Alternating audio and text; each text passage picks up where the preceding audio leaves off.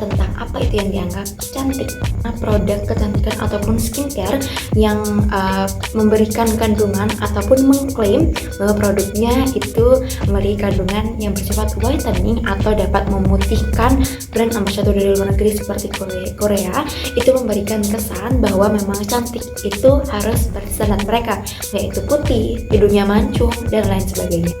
Teori pasca kolonial ini membantu kita untuk dapat memahami lebih jauh kembali bagaimana sih sebenarnya kekuatan maupun struktur kekuasaan yang dibangun oleh penjajah pada waktu itu masih mempengaruhi cara berpikir maupun cara pandang kita terhadap diri sendiri maupun orang lain.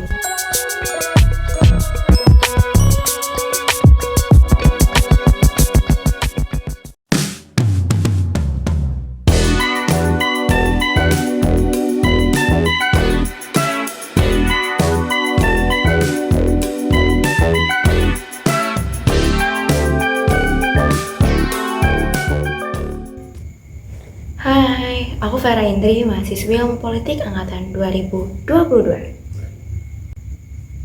Dalam video kali ini, aku akan sedikit membahas bagaimana sih fenomena standar kecantikan di Indonesia dapat dianalisis melalui teori post-kolonialisme. Dari bayangan contoh studi kasus yang sudah aku berikan di awal video tadi, itu menunjukkan bagaimana sih sebenarnya di negara Indonesia ini pengaruh kolonialisme ini telah membentuk persepsi di masyarakat Indonesia tentang apa itu yang dianggap cantik.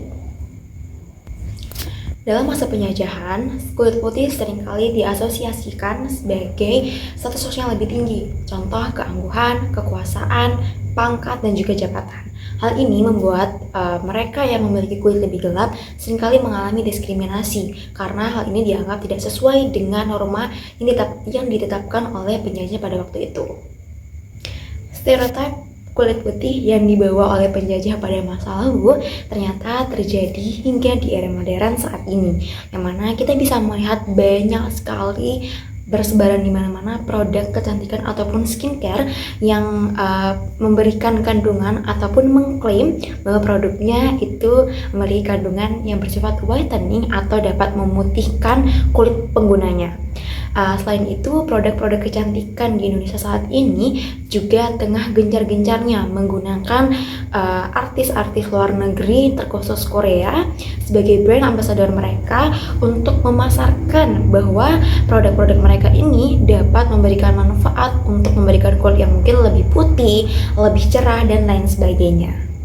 Adanya kandungan yang bersifat whitening ataupun klaim dari produk kecantikan yang dapat memutihkan kulit masyarakat Indonesia ataupun penggunaan brand ambassador dari luar negeri seperti Korea itu memberikan kesan bahwa memang cantik itu harus seperti standar mereka, yaitu putih, hidungnya mancung, dan lain sebagainya. Dalam lensa teori pasca kolonialisme, kita bisa melihat bahwa warisan yang ditinggalkan oleh penjajah pada masa lalu masih bertahan dan tersebar hingga saat ini. Banyak perempuan Indonesia merasa tertekan dengan adanya standar kecantikan yang tidak realistis, yang mana hal ini mengabaikan adanya keanekaragaman budaya maupun fisik yang berasal dari masyarakat Indonesia itu sendiri. Adanya penggunaan produk-produk pemutih kulit maupun penggunaan kosmetik yang berbahaya yang menjadi hal-hal yang bersifat umum ataupun menjadi praktik umum di Indonesia. Hal tersebut mencerminkan adanya internalisasi nilai-nilai yang dibawa oleh kolonial, yang mana hal tersebut menjadi sebuah hal yang merugikan bagi bangsa Indonesia itu sendiri, yang mana banyak sekali perempuan-perempuan merasa bahwa dirinya apabila tidak memiliki kulit yang putih, tidak memiliki kulit yang halus dan lain sebagainya, mereka merasa rendah diri dan mereka menjadi individu yang sekiranya berpikiran bahwa mereka tidak layak untuk tampil di depan umum. Teori pasca kolonial ini membantu kita untuk dapat memahami lebih jauh kembali bagaimana sih sebenarnya kekuatan maupun struktur kekuasaan yang dibangun oleh penjajah pada waktu itu masih mempengaruhi cara berpikir maupun cara pandang kita terhadap diri sendiri maupun orang lain.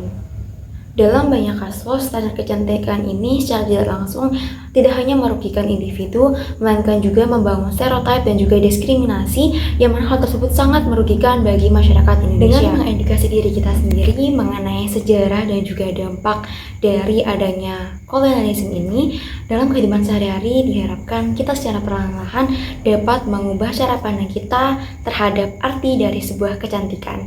Oleh karena itu, mari kita dobrak bersama-sama batasan-batasan ini dan merayakan keindahan dalam setiap keberagaman. Mari kita ciptakan masyarakat yang menghargai keunikan dari setiap individu dan menolak kecantikan dalam arti yang sempit. Terima kasih telah menonton video ini dan mari kita merayakan bersama